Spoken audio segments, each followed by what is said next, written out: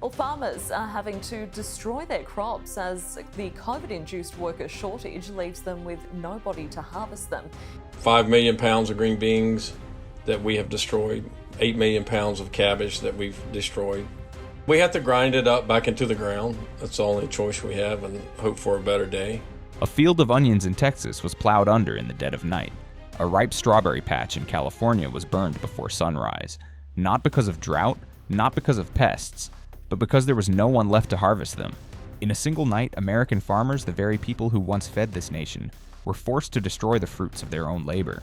Why? Because the workers who helped them bring in the crops had been deported. Because immigration policies crafted from cold decisions in Washington left behind empty fields, no hands, and no hope. The cruel irony. While harvests rot in the dirt, food prices at the supermarket keep going up. Farmers lose everything. Consumers pay more. This isn't just a farming story, it's a crisis for every American because our dinner tables have now become battlegrounds, and these are the 10 states where farmers are becoming reluctant destroyers of their own land. 1. California.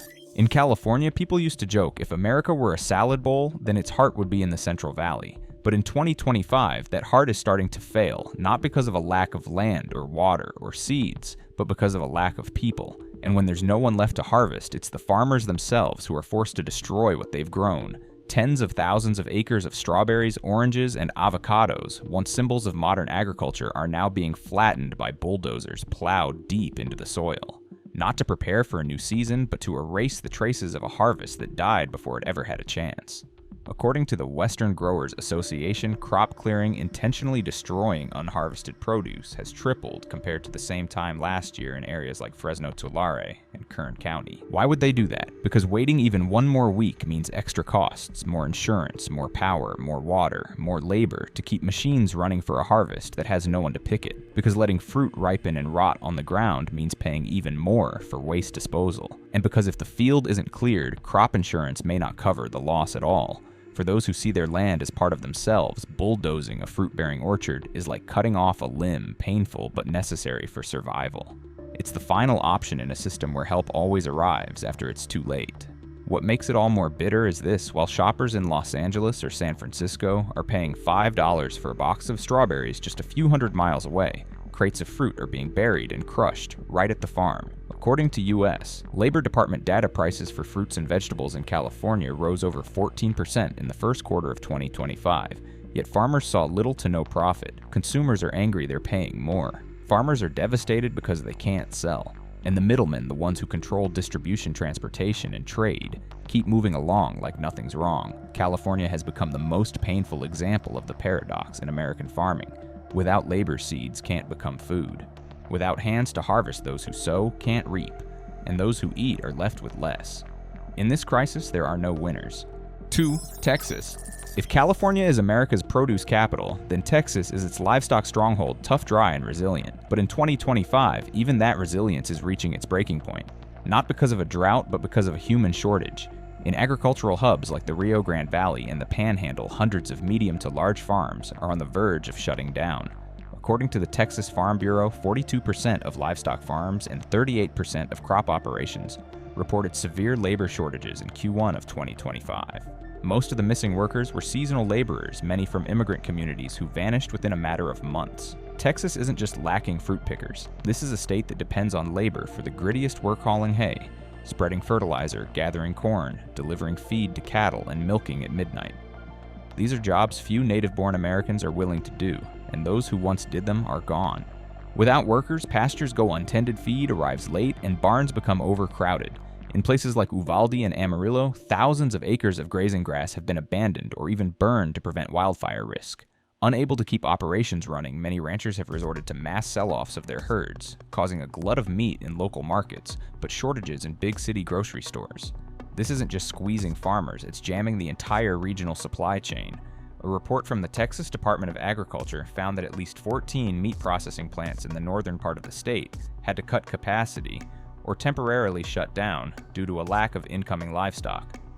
Hay packing plants out west have canceled export contracts because there's no one to gather the product. In Austin, beef prices jumped nearly 9% in the first quarter, even though supply wasn't the problem. But when harvesting and distribution break down, the result is the same: consumers pay more for a product that once defined the state. Texas remains a land of strength, but no longer a land of plenty. In a muscle-powered agriculture system, when the hands disappear, everything grinds to a halt. And if Texas, of all places, can no longer keep livestock production running, then what part of America can? 3. Arizona. While other states worry about water, Arizona has always known how to farm in the dry. But in 2025, what's killing off crops in the Sonoran Desert isn't drought, it's a drought of people. Arizona, especially Yuma County, has long been called America's winter salad bowl. Nearly 90% of all lettuce and leafy greens consumed in the U.S. during the colder months comes from this region. But this year, the highly industrialized farming system hit a wall that no machine could fix. There's no one left to harvest. According to data from the Yuma Fresh Vegetable Association, the agricultural labor force in the region has dropped by more than 35% in just the first half of 2025. The decline isn't due to recession or lack of jobs, but fear. Fear of intensified immigration raids. Immigrant workers have stopped showing up to the fields, and the ones who remain aren't enough to keep a tightly timed supply chain from collapsing at the first broken link. That's the danger Arizona's farming runs like clockwork. Unlike the Midwest or Northeast, every step in Yuma, from planting to irrigation to harvest, is scheduled to the hour. Miss a day, the lettuce over matures. Miss 2, the crop is lost. There's no time to wait for help. So when workers disappear, many farmers are forced to cut down entire fields, not because they want to, but because keeping the crop only drains more money for nothing in return. Figures from the Arizona Department of Agriculture show that over 4,800 acres of green vegetables were cleared prematurely in Q1 of 2025, the highest in over 15 years. On some large farms, rather than pay emergency labor at twice the rate owners sent in bulldozers to level the fields, no harvest, no packaging, no market. And the result, in cities like Phoenix and Tucson, the price of lettuce shot up more than 20% in just 3 months. Consumers were stunned to pay nearly $5 for a single head of romaine. But behind that price tag is a field that could have fed millions of meals now silent because there were no hands to harvest it. The crisis in Arizona isn't just a warning for desert agriculture, it's a warning for America's entire food system. It shows that the more modern and industrialized a system becomes, the more vulnerable it is when human labor disappears. Arizona didn't get hit by floods. There was no blizzard, just rows of healthy vegetables destroyed while still green and fresh. And that leaves us with one haunting question: if a state that mastered farming in the desert can't harvest, because there are no workers, who's going to feed America in the years ahead? For Idaho. Not everyone realizes Idaho is America's potato capital. Producing over 13 billion pounds a year, this state isn't just feeding family dinners, it keeps fast food chains, restaurants, and export markets running. Sadly, this humble tuber has become the face of a crisis nobody wants to talk about. Unlike California, where fruit is plucked from trees, Idaho needs workers with shovels to dig, to sort, to haul heavy sacks from cold storage onto trucks. But this year, the labor force behind those potatoes is vanishing. According to the Idaho Department of Labor, nearly 6,000 seasonal farm jobs went unfilled in Q1 of 2025, mostly because immigrant workers left the region fearing document checks or denied visa renewals. The impact goes far beyond late harvests. With potatoes, timing is everything. Wait too long and the crop rots underground, cracks in the cold, or grows discolored and unsellable. Without enough hands for the most basic tasks, digging, collecting, cleaning farmers are making painful decisions to destroy their crops at the root or during harvest, rather than watch them decay in the fields. In the first 3 months of the year, more than 2,200 acres of potatoes in eastern and southeastern Idaho were field cleared or deliberately destroyed early, according to the Idaho Farm Bureau. That choice usually comes after farms run the numbers and realize the costs of substitute labor. Cold storage and transportation simply aren't worth it. The effects are rippling outward. Frozen potato processing plants in Boise and Twin Falls have shut down temporarily due to a lack of supply. Paper and packaging manufacturers that once churned out cartons for French fries are cutting back production, and the long lines of trucks once streaming out of rural Idaho now sit silent in empty lots. What's heartbreaking is this: while hundreds of tons of potatoes are left to rot, prices at the grocery store are climbing. In Spokane and Salt Lake City, 2 of Idaho's key potato markets' retail prices have jumped from $0.99 to $1.39 per pound in just 1 month. Once again, consumers are paying more, while growers can't even afford to plant the next season's crop. Idaho isn't battling blizzards or drought. What's missing are the quiet, tireless hands that keep this massive potato industry moving. And if even potatoes, the most ordinary, dependable food on the table, are being left behind because no one's there to harvest them, what hope is there for everything else? East Nebraska? In Nebraska, folks don't say much. They live on flat, open land with a quiet belief that hard work is the only way to survive. But in 2025, even hard work can't save a harvest that's being wiped out, not because the rains didn't come, but because no one's left to walk the fields. Nebraska is one of America's biggest grain producers, especially corn and winter wheat. But for every ear of corn to reach a silo, for every bundle of wheat to be cut at the right time, it takes a quiet, tireless labor force. And now, that chain of people is breaking.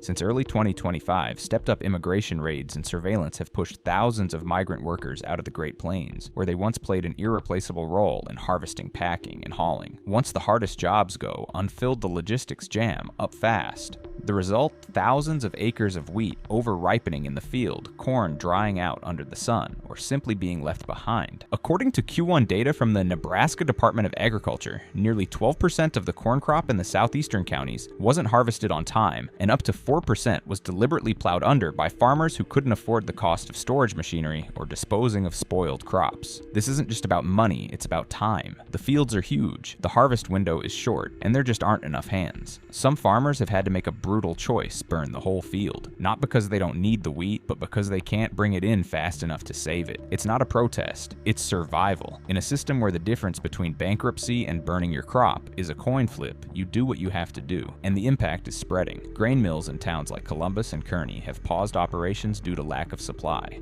A rural bank in Fairbury just reported the highest number of farm loan deferment requests since the 2008 recession. The dominoes keep falling from unharvested corn to unpaid loans from idle tractors to homes at risk of foreclosure. And the consumer. While wheat rots in the field, the price of packaged bread in Midwest grocery stores has jumped nearly 11% since January. It's not a shortage of grain, it's a shortage of human hands, and a system that can't bend when it needs to. Nebraska isn't collapsing in a storm. It's slipping into crisis in silence, where each empty field is no longer a sign of abundance, but a graveyard for a system that no longer works.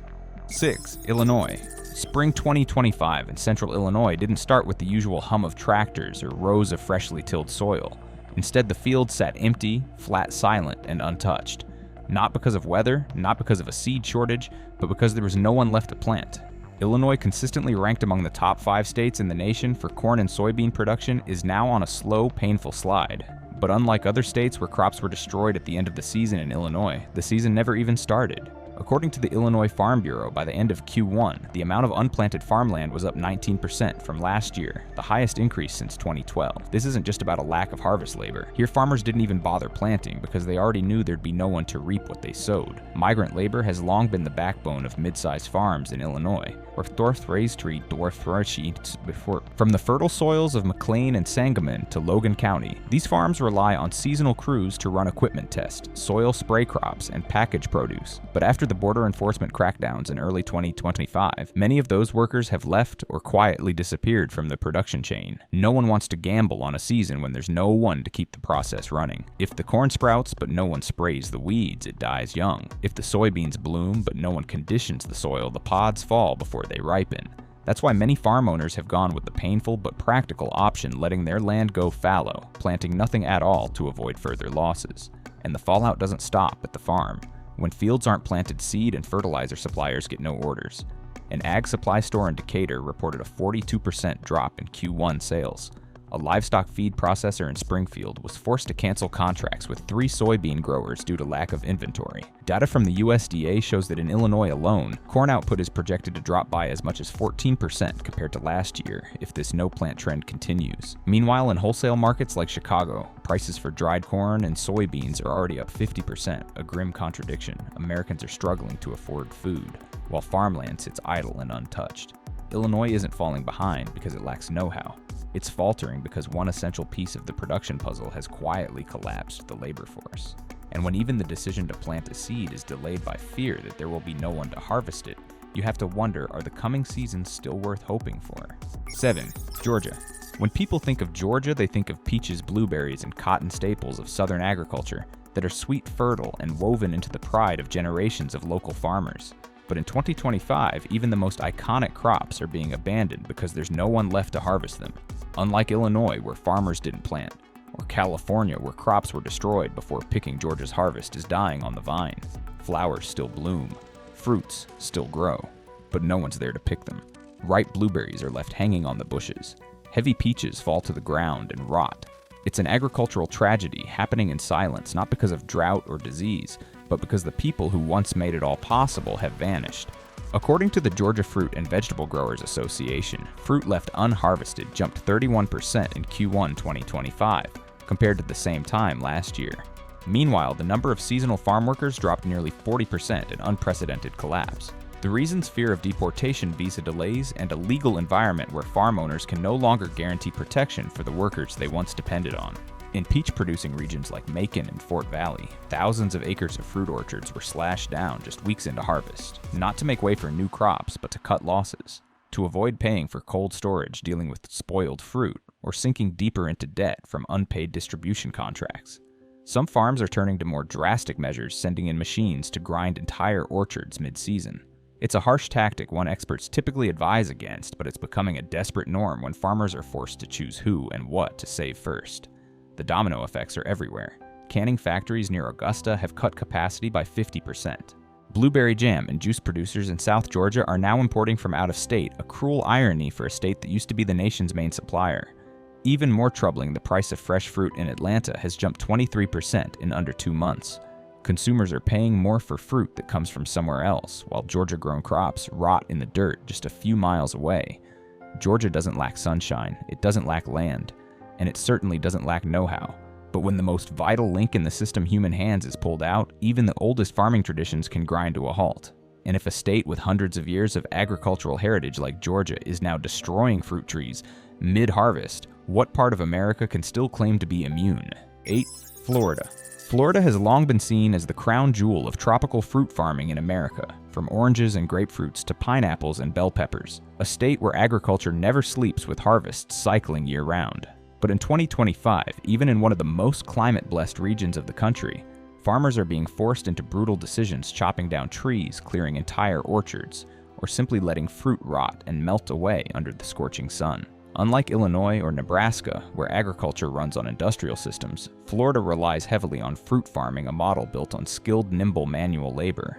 You can't machine pick an orange. Harvesting pineapples requires precision with every fruit, and when the immigrant workforce disappears, the entire process collapses. According to data from the Florida Department of Agriculture and Consumer Services, by April 2025, nearly 30% of the orange harvest in Highlands and Hendry counties was left unpicked.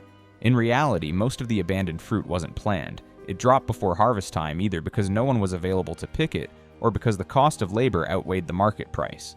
In 2024, many farms had access to steady seasonal workers at manageable costs. But by early 2025, those costs skyrocketed. The few who remained demanded double the pay, driven by legal risks and worker shortages. The result: farmers chose the shortest path, let fruit rot on the trees, cut down aging orange groves, and bulldoze pineapple fields before they reached maturity, just to save on operating expenses. In areas like Immokalee, once a major supplier of tomatoes and bell peppers to the entire East Coast, hundreds of acres were flattened before crops could even flower. According to an internal report from a local agricultural group, returns and cancellations of seedling orders jumped 47% year over year, a clear sign that more crops are dying early than ever before. The ripple effect across Florida's food distribution network was immediate. Orange juice processing plants in Bartow cut production by 35%. Pineapple exporters had to pivot and begin importing from Central America. Meanwhile, in Miami, the price of fresh orange juice surged more than 20% in just 2 months.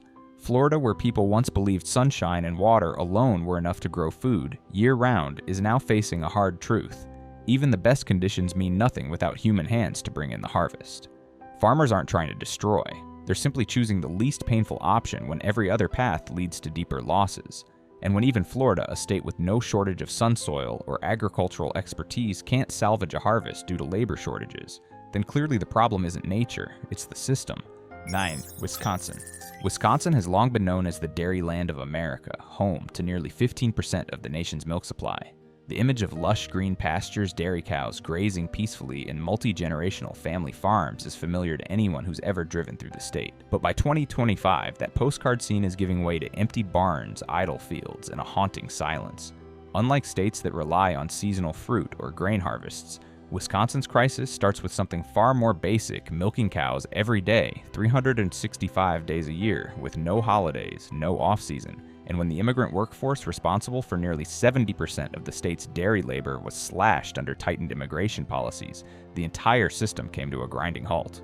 According to the Wisconsin Dairy Alliance, over 800 small to mid-sized dairy farms reported being unable to maintain minimum production levels in the first quarter of 2025 due to labor shortages. Without workers to milk on schedule, cows experience engorgement, infection, and a sharp drop in output. Some farmers tried to hire replacements at double the cost but couldn't count on consistency. Others had no choice but to cull their herds early or shut down entirely. The tragic part: milk isn't like grain you can't store it for later.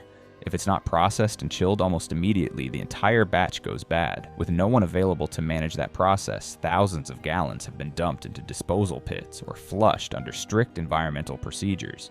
This isn't just waste, it's a calculated act of self-preservation to stop even bigger financial damage from snowballing. The collapse quickly ripples across the broader economy.